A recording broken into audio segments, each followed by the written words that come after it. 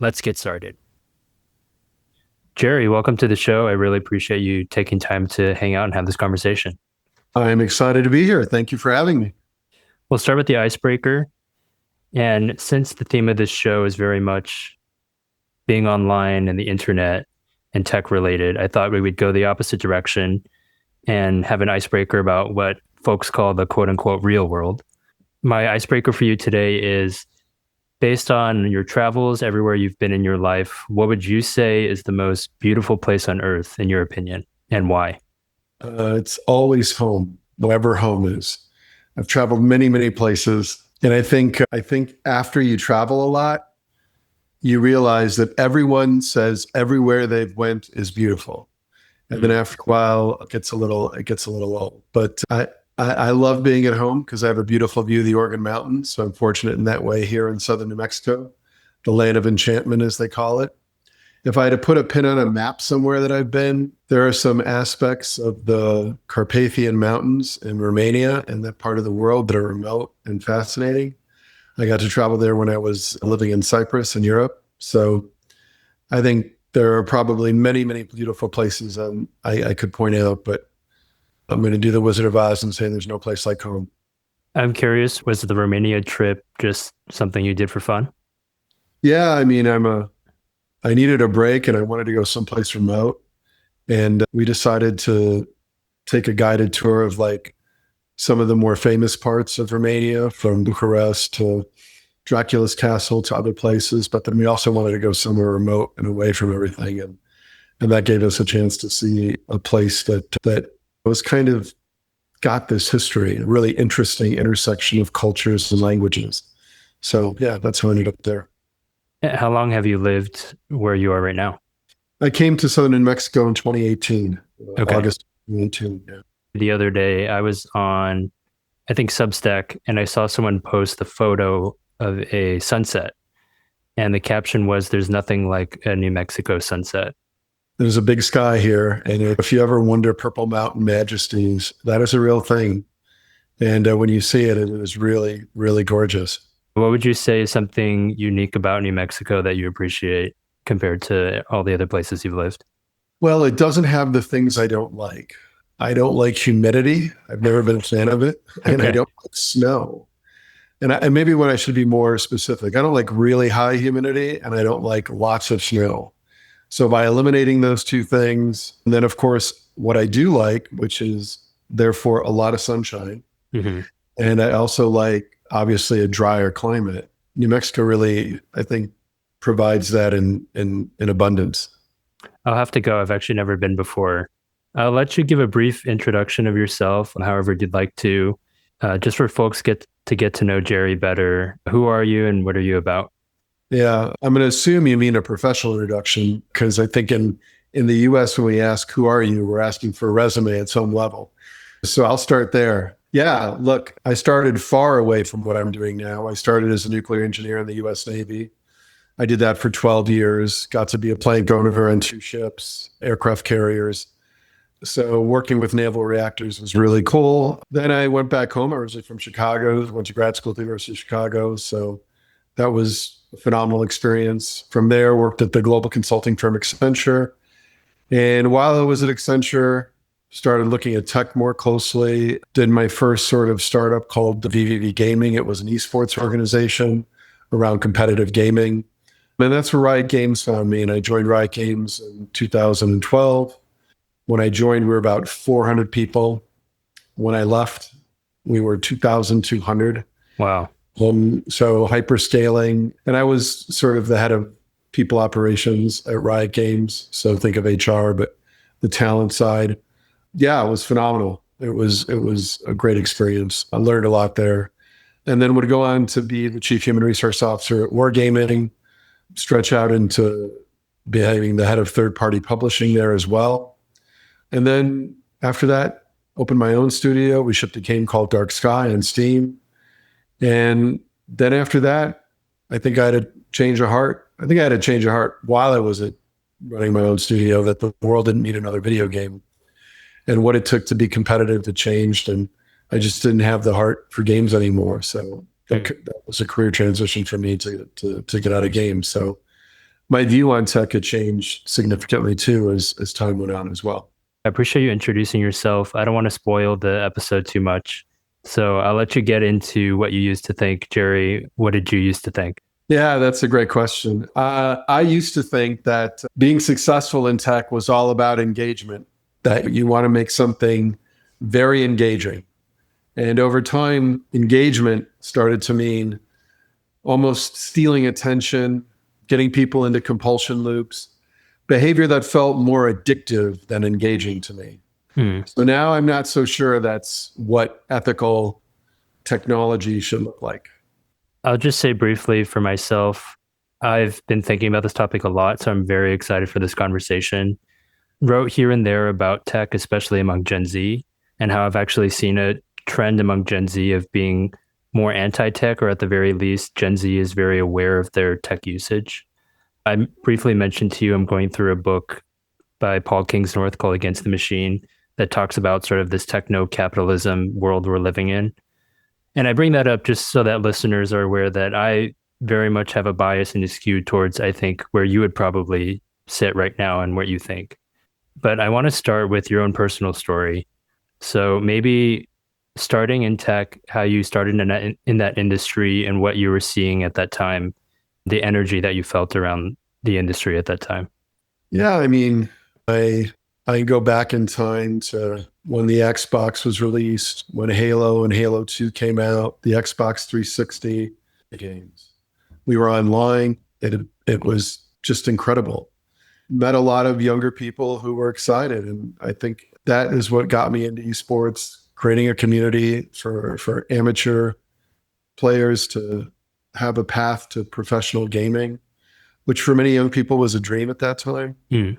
So I founded VV Gaming in 2007 and then did that for about 5 years before Riot found me. And I think it was a passion play for me. It was just something that I loved doing because I love gaming so much.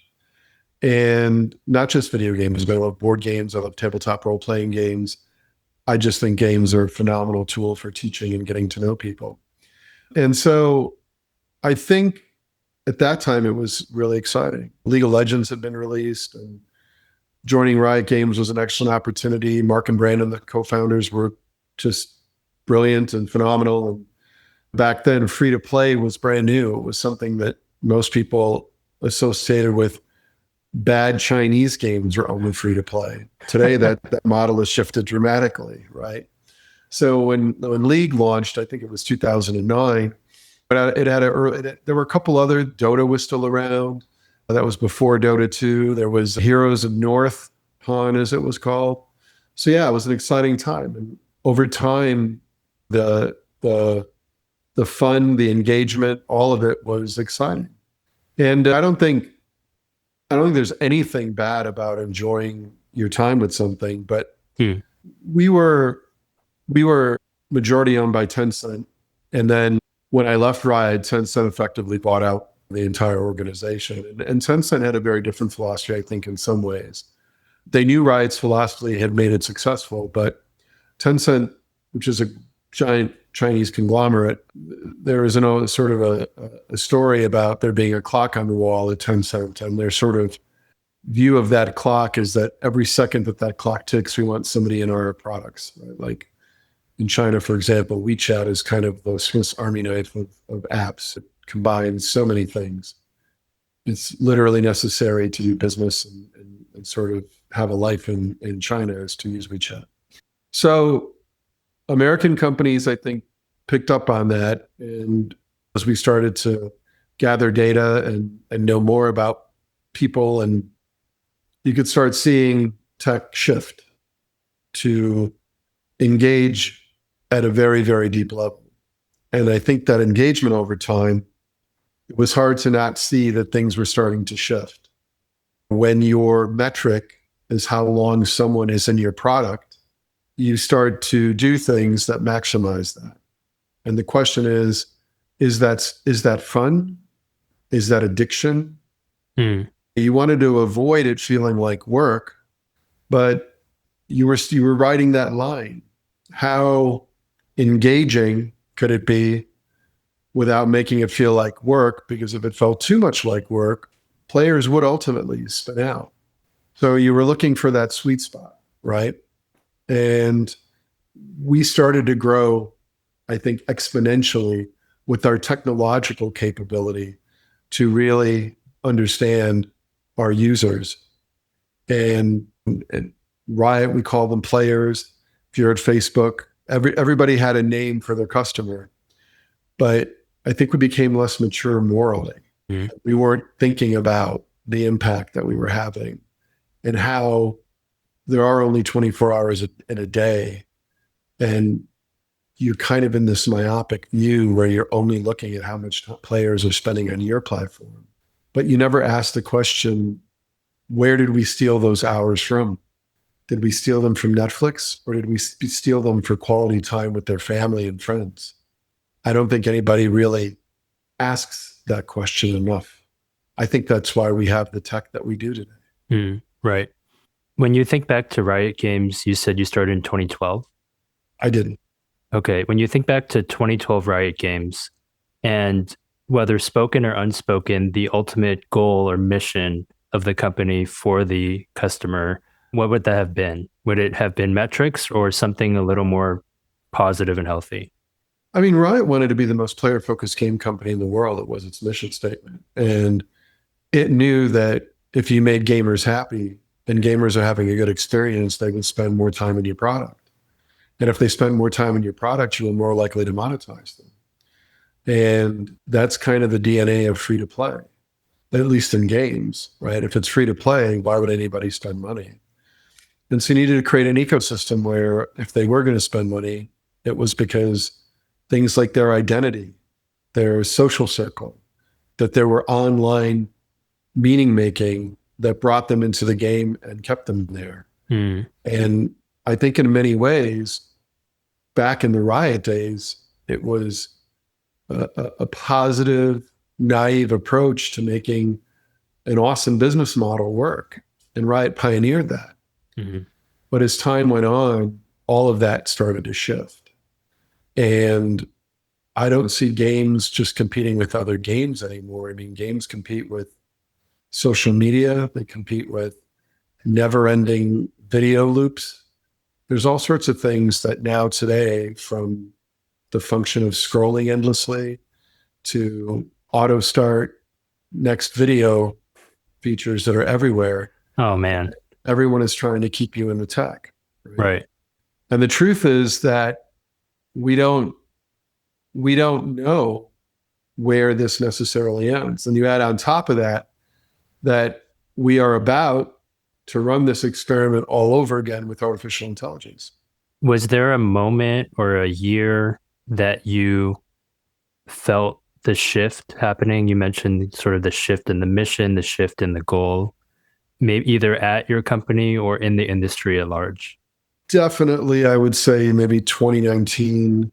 This was definitely after I left wargaming, started my own studio and raising funds and listening to what VCs were looking at. The more I talked to VCs, the more I talked to investors, the more I understood how big and how engaged they really wanted audiences. They're looking for huge successes. If you do the math, if they're going to give a studio, so I don't know, they'll start them out at anywhere between 5 to 20 million to make a video game, you're going to want them to be in the hundreds of millions of dollars on that return. And you need a large player base, and you need people engaged and want to spend money in your product. So, I mean, even World of Warcraft survives because of its social infrastructure, because of its catering to a specific group. There are a lot of monetization hooks now in all kinds of games. And when I say monetization hooks, ways to keep players engaged with the product that encourages them to spend money. Right? So I feel there's a point when you start to recognize that everyone's doing it. And it's now almost to the level of being this kind of race to the bottom where everyone's trying to make sure that their product is the most engaging. Hmm. And that has consequences, right? What should the goal of a tech company be, whether it's social media or video gaming? What is the better goal if it's not metrics and engagement? I'm a realist. So I don't mean to talk badly to Gen Z. So, Gen Z, I apologize in advance, but the lofty idea that we're going to somehow dodge capitalism, that's not happening. So, ultimately, you have to accept that capitalism, which is the legal structure by which a company exists, requires you to generate a profit. So, that is the challenge, is that the incentives are always going to be profit motivated. And that means companies are always going to put travel at the speed that they can avoid doing damage that hurts their profit. There isn't a morality per se in a company. There isn't an ethics per se in a company. The morality and ethics is don't lose money. Hmm. Don't do so much damage to your brand or identity that you lose customers, Hmm. right? That is, unless we have the invention of a new type of capitalism, or we have a way to constrain capitalism in a way that has more moral foundation that balances out the quest for profit. Companies, by their very legal nature, are obligated to generate a profit. Right. Yeah, when I sent this question to you earlier and you typed out a response and sent it over to me, you had a line in here that I underlined. You said the right question is, did we make the user's life meaningfully better in a way they would recognize and endorse? And is there a way to have that at the forefront as a goal for a company? Because I don't necessarily see that being mutually exclusive from profit. Because as you mentioned earlier, if a user feels like their life is becoming meaningfully better, will that not automatically lead to profit? So why is it that companies are not necessarily thinking that way? I think a good example of this, I read recently that Costco pays its employees, I think, 3 times the national average for a retail store. And so they have the well-being of their employees, and obviously profit is still a factor here, but they have the well-being of beings of their employees in mind, and Costco is doing well. I mean, their shares are up. So I'm trying to figure out why is it that it seems like a lot of companies feel that this is mutually exclusive. I think it's because the way we would word that as executives is so Costco is not paying its employees 3 times because they're doing a good in the world. Their business model requires them to have a certain level of talent in a retail environment. And they've decided to make a high level talent play. We want the very best people working at Costco because our business model and our business requires the very best people to deliver the experience, the prices that our customers want. You can spin it however you want, but I'm going to throw bullshit on it if anybody says to me, oh, they're doing it because they recognize, no, because Walmart is way more successful than they are, and they don't pay, not at all, right? So the market recognizes Costco's play, but if I am a major institution who's investing, I might have a greater portion of my profits in Walmart or my investment capital in Walmart than Costco because the ROI might be higher there. Mhm. Obviously, there's a whole bunch of factors in that, like growth potential and other things. But broadly speaking, most companies have a strategy. Riot Games paid a lot too. Mhm. Riot also believed to deliver what it was doing, it needed the best talent. And so you're going to go way above the market rate to get that best talent because you have to. Right. But, as time goes on, you're still not doing it because you're trying to be a good corporate citizen. Mm. The plus side is you can say you're a good corporate citizen, Right. right? It's true, you are, right? But again, I think we found out how true that is in the current political climate. A lot of people are wondering what happened to all these good guy tech companies who used to say they're not going to do any harm in the world. And all of a sudden, we might have some behaviors coming from our political leaders that we would think that tech companies would speak out about, their employees are upset about, and they're very quiet Mm, mm, because they have a obligation to do one thing and one thing only, and that is generate profit for their shareholders within reason, within reason, right. right? And until that changes, I think it's important not to be about naive about the system that we have collectively bought into. Mm, And until people find political leaders that are willing to work to change that system, to put more guardrails on it, to incentivize companies to do well, we are going to continue to operate at a risk level that does cause harm in its operational day-to-day work. mm. When you said the shift sort of happened around 2019, and then I believe from there, if I'm following correctly, you went on to start your own gaming company. Was there a sense for you of you were going to stay in the industry as a way to sort of redeem it? And if so, do you think it was possible for you to stay in the industry and make actual change? No, no. My co-founder and I knew this was going to be it. We were going to try this, and if we could be successful doing it our way, we would. But that was also when everyone was talking about crypto. Investors were talking about crypto. Crypto. They're talking about digital currency. Everybody was talking about blockchain. They really wanted gaming companies to find ways to like play to earn, where you could play the game and earn money. And I just rejected that outright. I was like, the when when you confuse play and work, you make a fundamental. It's almost like a first principle mistake. Hmm. Don't do that. But the zeitgeist at the time was that, and no investor likes to go against the zeitgeist.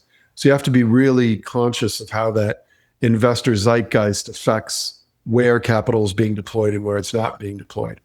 And we learned that, I think, the hard way. We kind of walked into it going, this is not about like what we thought it was about. That early stage startups need to be aligned with the zeitgeist, aligned with what investors see as a big opportunity. It would be very difficult to start a company today and not be AI first and center, regardless of what you're doing, right? Sure. That's where the opportunity is. Right.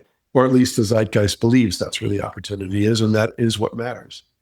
So you eventually made a career switch, and I'll let you get into it and elaborate on that.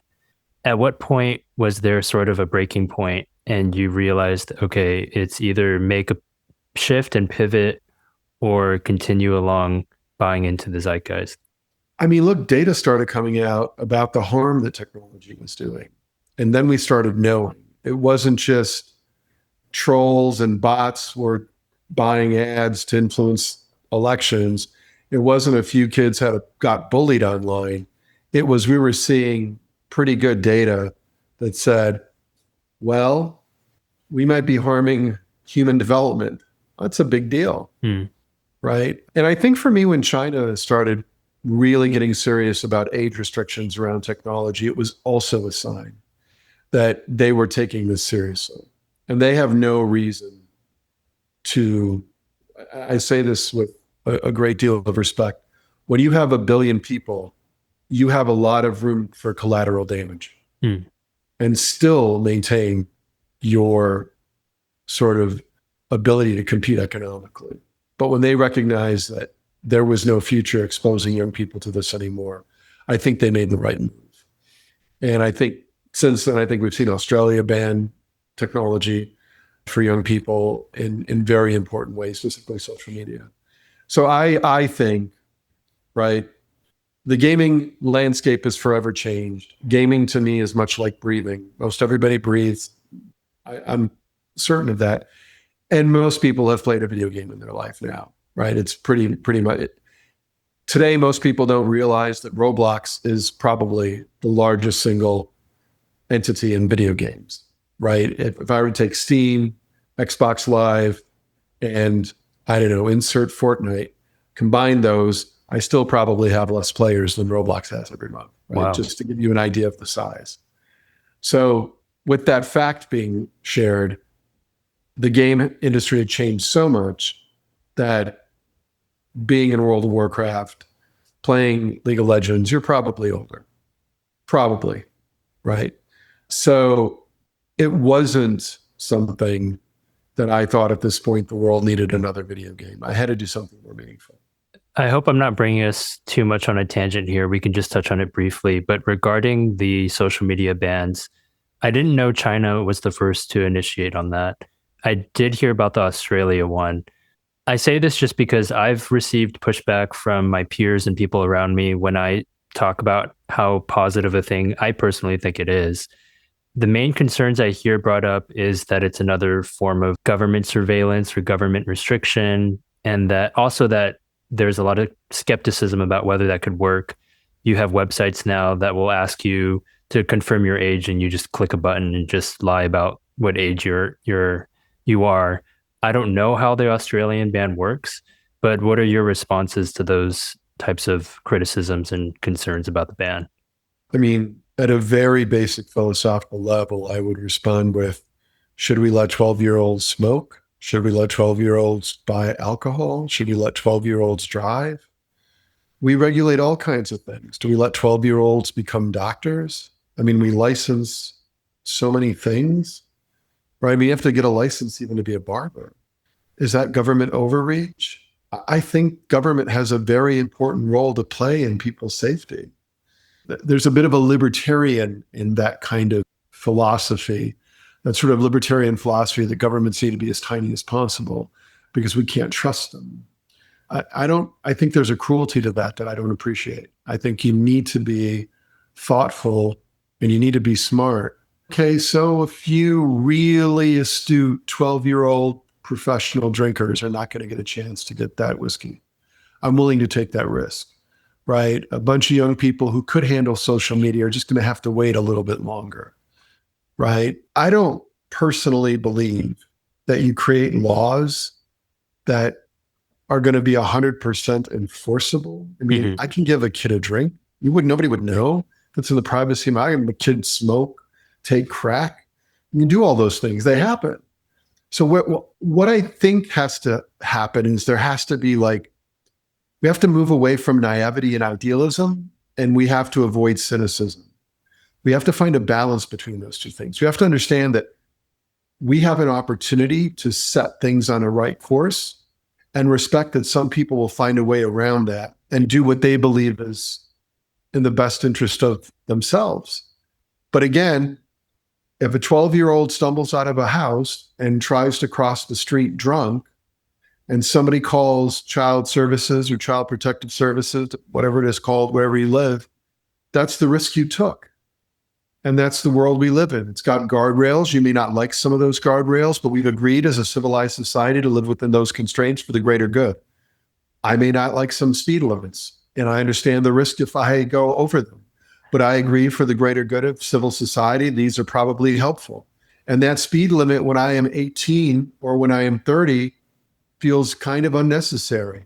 When you're 65, when you're 75, when you're 80 and you're still driving, maybe it's extra good. When you're 16 and you're driving, you don't have a lot of experience in the rain and bad weather, that speed limit might be the very thing that saves your life. I'd rather fall to that caution than this sort of cynicism around government overreach. Yeah, well said. And I think it's a difficult question. And all of this is very fresh in the grand scheme of things. But I appreciate your take on that. I wanted to get into now, again, the career switch that you made. You're now currently working in the mental health industry as a licensed counselor. How did that happen? And your thoughts about so far the impact that you've been able to make doing this new career. Yeah, that's interesting. So as we were shipping the game, I had a benefit I hadn't used through the military. And I thought, well, I can get an advanced degree here when I change careers. I might as well get one. And I was talking to the rehabilitation counselor at Veterans Administration, as I am a disabled veteran. And in talking to that person, I said, well, you've got a cool job. Tell me about your job. And I sort of listened to it. And then I started asking, well, what's the best school in the country for that job? Who writes textbooks? And they pointed me to the University of Wisconsin Stout. So I joined that program. I finished this year, just finishing, and I'm out in the field. I have clients. I do that sort of thing.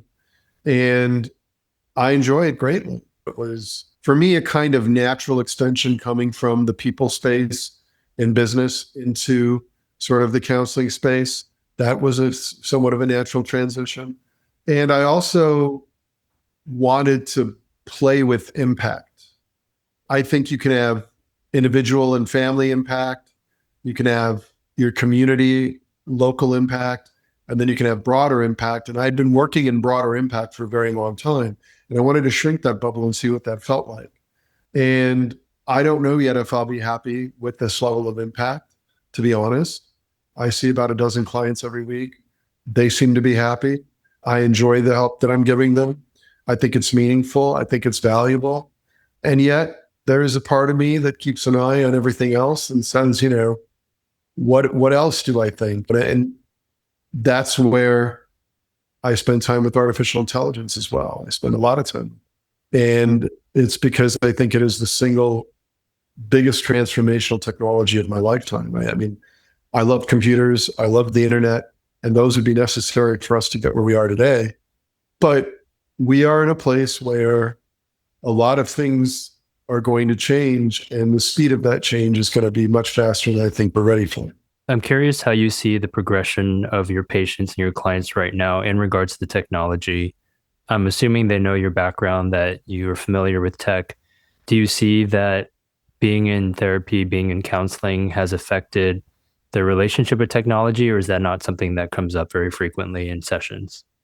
I try not to reveal anything about my personal life with my clients because I want to be the blank slate. I think that's healthier, in my opinion, that we're focused on them, not my experience.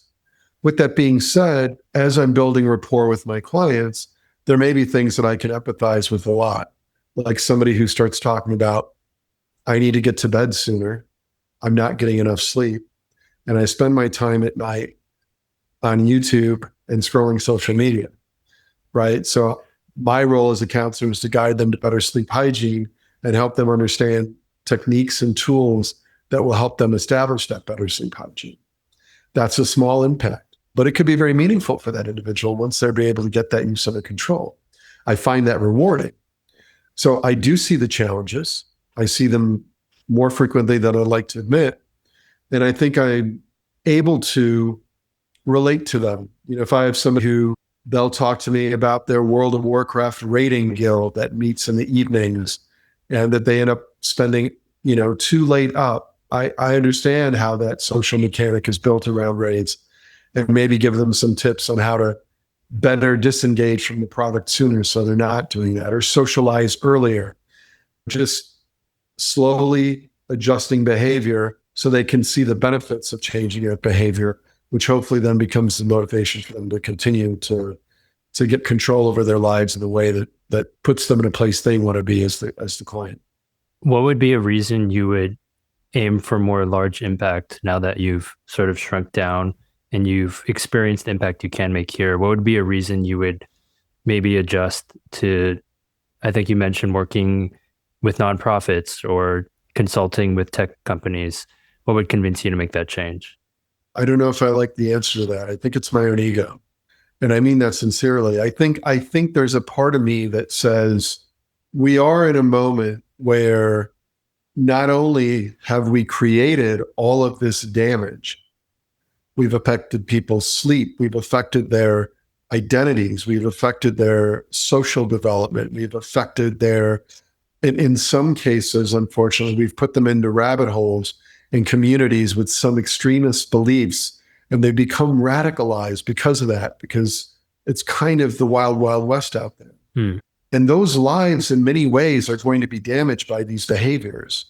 The medical problems, the social problems, the political conflict that's created by these types of situations that are allowed to sort of exist. And I get it. We want to give people the maximum freedom and why we have a First Amendment, and I support all of that.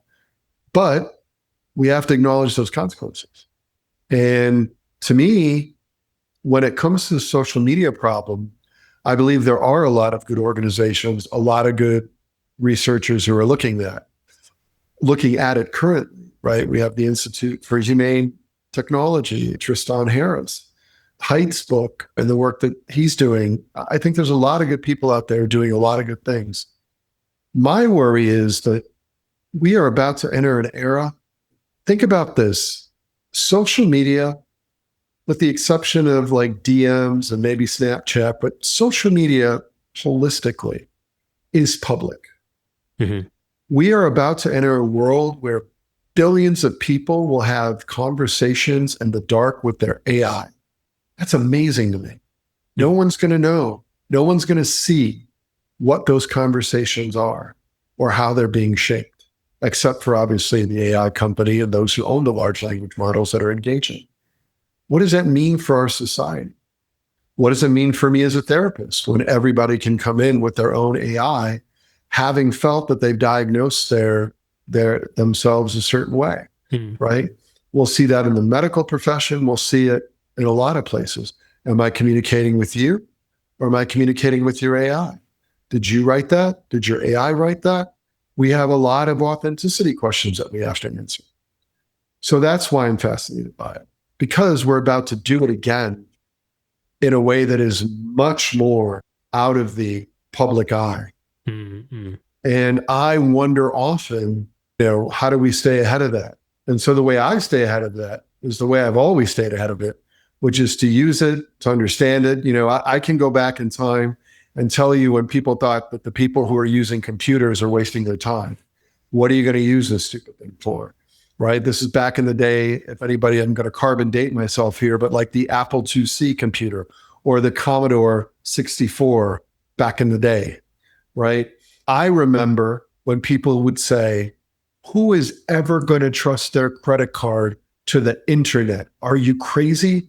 No one's going to do the online shopping. How's that going to work? And I hear it about artificial intelligence today, the same kind of stuff. People naysaying, they used it back in November of last year and they have their opinion and they don't realize in February, the models have shifted significantly. And now, I built 5 websites in a weekend and I don't code at all. So the threat of AI is so personal.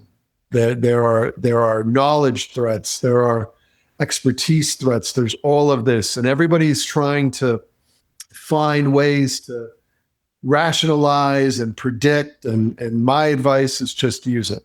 Use it every day. Understand it. Because much like the internet, much like computers, that knowledge will be extremely valuable. Mm-hmm.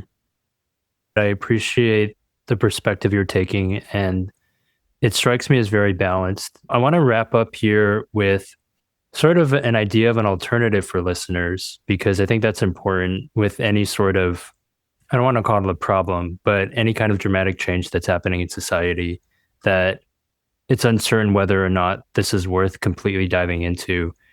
You currently run, I don't know how you would describe it, as like a board game club or a role-playing meetup.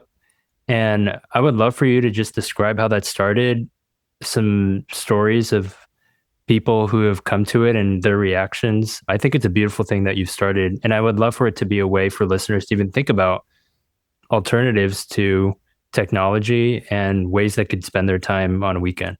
Yeah, I'm going to joke and say that this might be because I'm older, but this is what I'm about to tell you is the honest to goodness truth. I have had people around a table playing games since I was 12 years old. And there are 3 years in my life that I did not do that. I did not do that from 1988 to about 1991. And that's when I first joined the military. And I did not do that in 2000 to 2001, my first year at grad school. Every year, every place I've lived, I brought people around the table to play board games and play tabletop role-playing games. And as time has gone on, what has emerged was maybe it started with board game, maybe it started with tabletop role-playing game, but I started to notice a pattern, and that is deep friendships formed. Every place I was, whether I was in Los Angeles or I lived in Cyprus or now here in New Mexico, sometimes our groups get together, and generally we'll start every group with like, catch us up on your week, what went on that week. And sometimes that catch up lasts several hours and we don't have enough time maybe to jump in and play. So we just keep talking. right? That is what I think the power is, that consistency. You bring people around a table. It's a safe space. People are going to be taught to engage, whether it's a board game, whether it's a competitive board game or a cooperative board game. There's space for all kinds of people to jump in and learn. And the same thing with tabletop role-playing games, which obviously I think are fifth edition Dungeons and Dragons, streaming content. I think about Critical Role and all of the sort of streaming content out there around tabletop role-playing games. It's easy for individuals to learn about this and see why it's engaging. But ultimately, what is wonderful about it is that it's technology free, in the sense that there's no media between me and the other individual when we're playing. Right? We tell people, don't put your phones to the side. I'm saying, we don't want to spend time on the phones here. And if somebody's got a call or something urgent comes up, of course they go. But I often tell people, I say, look, this is your fun time. Think about how you behave in a work meeting and how embarrassed you feel when your phone goes off in a work meeting and you start panicking and you're like, oh my God, my phone went off. I'm so sorry. I'm so sorry. Don't you deserve that in your personal life? Don't you deserve that same level of like protection of your time? And that's how I try to convince people that it's not about a ban. It's about making people recognize this is their time to unplug and really be in the moment with other people around something that hopefully they're going to find fun. That's amazing. And I think this is a great example of how to respond well to what's happening around us. I asked this for myself, but I've never been into role-playing games. And if I were to start, where should I start? I tell everybody to start with Dungeons and Dragons 5th edition because it's so popular and it's so easy to get into. For someone like me who has played way too many role-playing games, I think I have other favorites, but that's not important. I think what's important is being able to easily find people to play with and learn how to play and meet people. And Dungeons and Dragons 5th edition is a very easy way to do that. And then from there, I think, much like anything, your taste will refine and you'll discover the things that you loved also. So yeah. Cool. I'll have to look into it. Thank you so much. Is there anything regarding this topic that we didn't touch on that you would like to bring up? I would say that if anybody wants to follow my AI journey, you can. I have a Facebook page I just launched called Prohaska Pontificates, because I can pontificate if that isn't obvious. And I will be sharing my AI adventure as a non-coder, as someone who does not have a technical background, but to identify what I think is really important to pay attention to. And also locally, I've been starting to help businesses think about artificial intelligence to get rid of some of the work that is slowing them down, especially for small business owners. Las Cruces is about 100,000 people. And a lot of businesses here encounter all the challenges, and some could be easily automated. So I've spun up this local consulting firm that really it's more for helping people than I think it is for profit.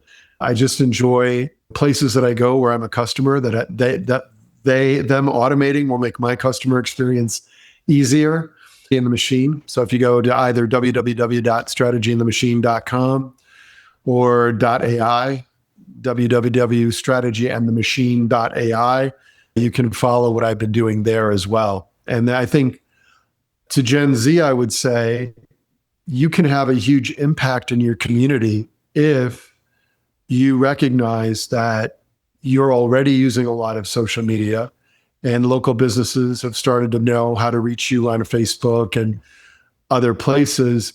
Now might be a good time to look into AI and start to set up your own guardrails, because it can be only a matter of time before engagement becomes something very important to AI companies. I really hope we avoid that mistake. But as the pressures of profit start to come, I think the best defense is learning about it, setting your own guardrails, and learn from what you have seen firsthand from social media and use it to engage in artificial intelligence and those products with your eyes wide open. Don't put your head in the sand, engage with it, but this time engage with it on your terms. be conscious of what social media did to you, and now make sure you're using AI as a tool and you are not the tool for AI. Mm-hmm. I think that's a powerful way to wrap up. Again, I really appreciate everything you've shared. And if there are any other links or sites, I'll make sure to consult with you and I'll add that to the description. But thanks so much for your time, Jerry. Appreciate it. Thank you for inviting me. It's great to be here. Thank you. Thanks for listening to today's episode. I hope it was insightful and enjoyable. If you know anyone interested in the topic of technology and ethics around technology, feel free to share this episode. Follow us on Instagram, Substack, and YouTube. And also check out Jerry's websites. His Facebook page and AI consulting business are in the description. If there's a topic that interests you and you would like to hear an episode on, feel free to DM me on Instagram and you may hear an episode about it. Until next time, peace.